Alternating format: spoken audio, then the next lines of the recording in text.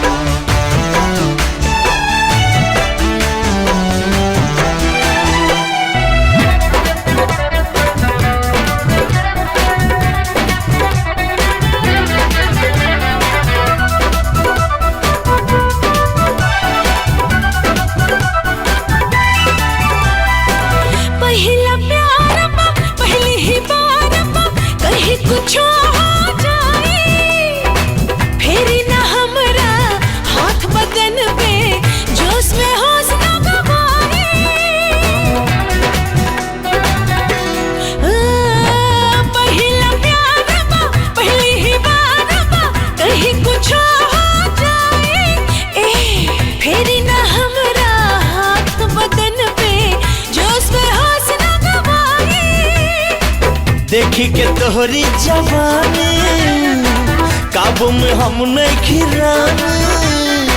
कोरा में आबना इतना तड़पावना, कोरा में आबना इतना तड़पावना, करे दा प्यार तन मन से।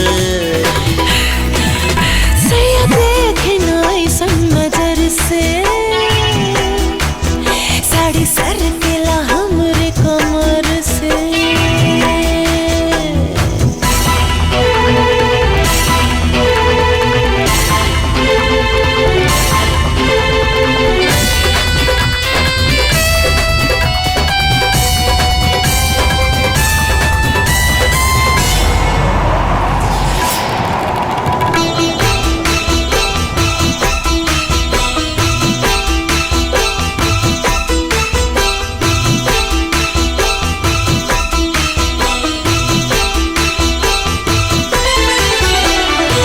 मुआ न मोड़ा दिलवा न तोड़ा, सीना से रानी सिमट जा। लाज शर्म के कहना उतार के हमरा बदन से लिपट जा। मुआ न मोड़ा दिलवा न तोड़ा, सीना से रानी सिमट जा। लाज शरम के कहना उतार के हमरा बदन से लिपट जा, कस के कलाई